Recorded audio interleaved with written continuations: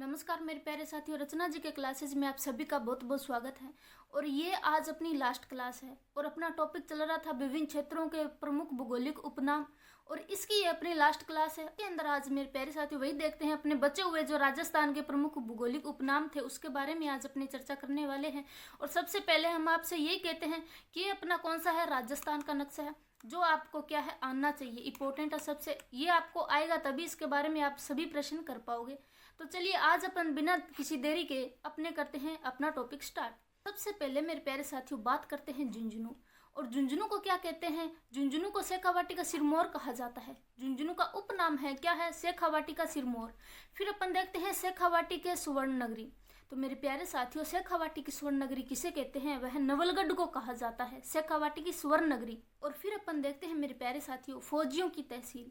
और जो फौजियों की तहसील जो है यह किसे कहा जाता है? तो यह बुहाना को कहा जाता है। बुहाना को क्या कहते हैं? फौजियों की तहसील कहा जाता है।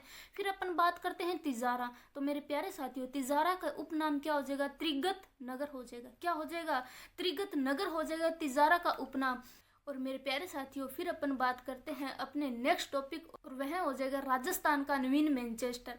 तो मेरे प्यारे साथियों राजस्थान का जो है नवीन मैनचेस्टर जो है किसे कहते हैं? वह भिवाड़ी को कहा जाता है। भिवाड़ी को क्या कहते हैं? राजस्थान का नवीन मैनचेस्टर कहा जाता है।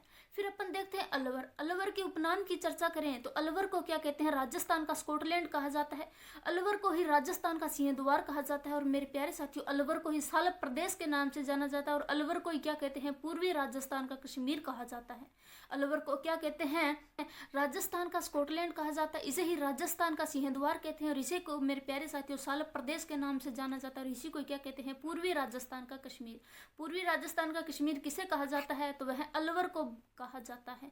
फिर अपन बात करते हैं बागों की मांद। तो मेरे प्यारे साथियों बागों की मांद जो है यह सरिस्का को कहा जाता है। किसे कहते हैं? सरिस्का को कहते हैं। फिर अपन देखते हैं राजस्थान का नंदन कानन। तो मेरे प्यारे साथियों राजस्थान का नंदन कानन जो है यही ही बागों की मांद को कहा जाता है। और यह कहाँ है? यह जो है सिल्लीसेठ झील के किनारे है। कहाँ हो जाएगा? सिल्लीसेठ झील के किनारे पड़ता है। फिर अपन देखते हैं डीग। आपको पता है डीग नया जिला बना था। और डीग के अपने उपनाम की चर्चा करें तो डीग को क्या कहते हैं? दीर्घवती कहा जाता है। डीग को ही क्या कहते हैं? दीर्घ कहा जाता है। डीग को ही जल महलों की नगरी कहा जाता है। डीग को क्या कहते हैं? जल महलों की नगरी कहा जाता है। फिर अपन देखते हैं ब्रह्मपुर। तो मेरे प्यारे साथियों ब्रह्मपुर जो है यह कामा को कहा जाता है। कामा को क्या कहते हैं? ब्रह्मपुर कहा जाता है। तो अब अपन देखते हैं भरतपुर। तो आप सभी को पता होना चाहिए कि भरतपुर के उपनाम कौन कौन से है। तो भरतपुर को क्या कहते हैं? राजस्थान का प्रवेश द्वार कहा जाता है। भरतपुर को राजस्थान का पूर्व का सिंहद्वार कहा जाता है। और भरतपुर को मेरे प्यारे साथियों पक्षियों का स्वर्ग कहते हैं। किसे? भरतपुर को। फिर अपन देखते हैं धौलपुर। धौलपुर को क्या कहते हैं? कोठी कहा जाता है। और धौलपुर को धवलपुरी के नाम से जाना जाता है। राजस्थान का पूर्वी प्रवेश द्वार धौलपुर है। और रेड डायमंड सिटी भी किसे कहा जाएगा? धौलपुर को ही कहते हैं। धौलपुर को क्या कहते हैं? रेड डायमंड सिटी के नाम से जाना जाता है। अब अपन देखते हैं तीर्थ। जो मैंने आपसे बोला था कि आपको सभी तीर्थ याद होने चाहिए। जैसे कि आपको पता होना चाहिए तीर्थों का मामा किसे कहते हैं, तीर्थों की नानी किसे कहते हैं, तीर्थों का बांजा किसे कहते हैं। तो सबसे पहले आज अपन देखते हैं तीर्थों का बांजा। तो मेरे प्यारे साथियों तीर्थों का बांजा जो है मचकुंड को कहा जाता है। किसे कहते हैं? मचकुंड को कहते हैं। फिर अपन देखते हैं तीर्थों का मामा। तो तीर्थों का मामा आप सभी को पता है किसे कहते हैं? पुष्कर को कहा जाता है। फिर अपन देखते हैं तीर्थों की नानी। अब आप सभी बोलोगे तीर्थों का मामा बता दिया, बांजा बता दिया, तो अब नानी भी तो होगी ना। अब ये जो अपना दिमाग है ना ये बहुत खुराफाती है। कैसे? जैसे आप बोलोगे कि आपने तो बोला बांजा बता दिया, मामा बता दिया, नानी बता दी, अब राजा रानी भी बता दो। तो मेरे प्यारे साथियों इस दिमाग के हिसाब से अभी आपको बताते हैं कि तीर्थों की नानी किसे कहते हैं? तो देवयानी को कहा जाता है। डांग का राजा किसे कहते हैं? धौलपुर को कहा जाता है। तो मेरे प्यारे साथियों डांग की रानी किसे कहा जाएगा? तो डांग की रानी जो है यह करौली को कहते हैं। डांग की रानी किसे कहा जाता है? मेरे प्यारे साथियों करौली को कहा जाता है। अब अपन देखते हैं बूंदी। तो मेरे प्यारे साथियों बूंदी के उपनाम की चर्चा करें तो बूंदी को बावड़ियों का शहर कहा जाता है। बूंदी को राजस्थान की काशी कहा जाता है। और बूंदी को क्या कहते हैं? वृंदावती के नाम से जाना जाता है। और बूंदी को फर्रुखाबाद के नाम से भी जानते हैं। फर्रुखाबाद किसके नाम से है? बूंदी के उपनाम है।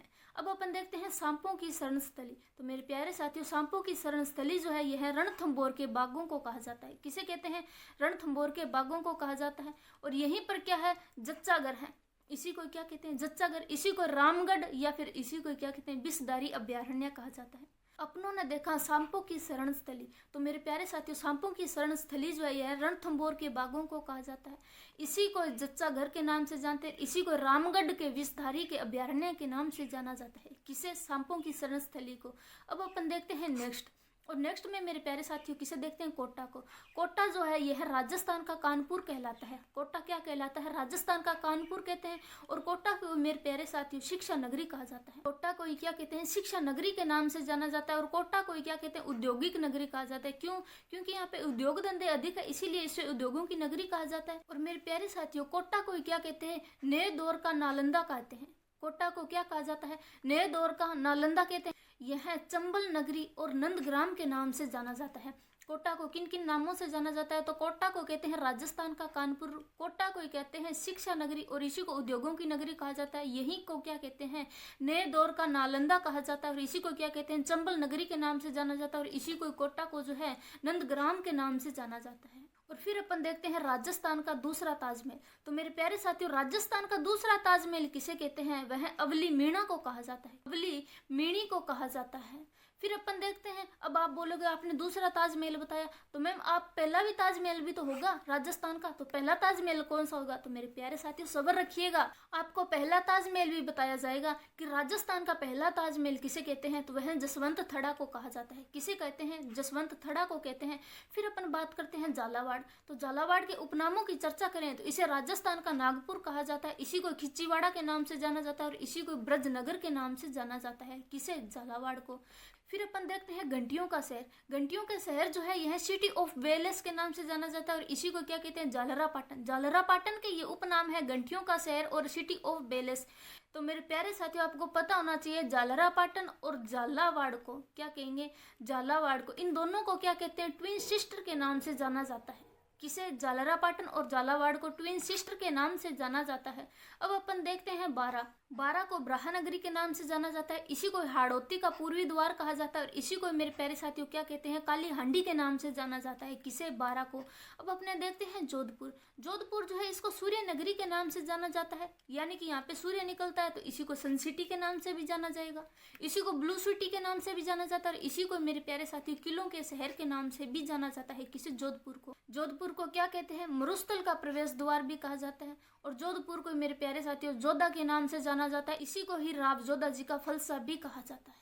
किसे? जोधपुर को। अपनों ने देखे जोधपुर के उपनाम। तो जोधपुर के उपनाम क्या क्या थे? सूर्य नगरी, इसी को क्या कहते हैं? सन सिटी कहा जाता है। इसी को ब्लू सिटी के नाम से जाना जाता है। इसी को किलों के शहर के नाम से जाना जाता है जोधपुर को।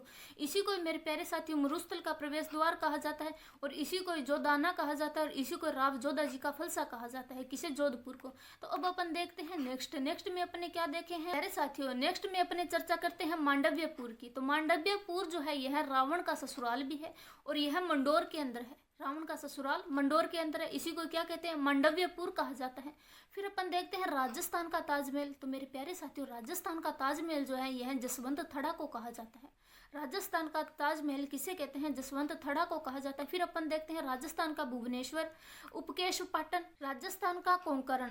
तो यह ओसिया को कहा जाता है। किसे कहते हैं? राजस्थान का भुवनेश्वर, उपकेश पाटन, राजस्थान का कोंकर्ण, यह ओशिया को कहा जाता है। ये अपने क्या है? ओशिया के उपनाम की चर्चा कर रहे हैं। पाली के उपनाम की चर्चा करें तो पाली को क्या कहते हैं? पल्लिका कहा जाता है। पाली को परानगर के नाम से जाना जाता है। और मेरे प्यारे साथियों पाली को पेवावती के नाम से जानते हैं। पाली को गेटवे ऑफ गोड़वाड़ के नाम से जाना जाता है। और फालना कहा जाता है। पाली को क्या कहते हैं? फालना के नाम से जाना जाता है।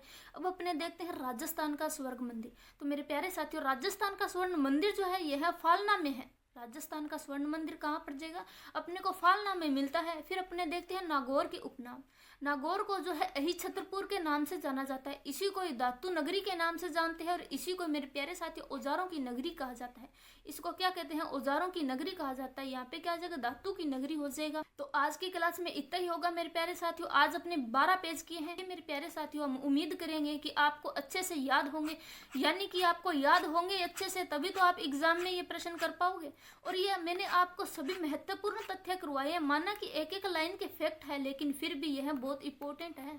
एक एक लाइन के फैक्ट तो है, लेकिन और अगर आप मेरे प्यारे साथियों राजस्थान के किसी भी वैकेंसी की तैयारी कर रहे हो तो यह आपके अगर सिलेबस लगता है कि राजस्थान के विभिन्न क्षेत्रों के भौगोलिक उपनाम, तो इससे बाहर कुछ नहीं होगा।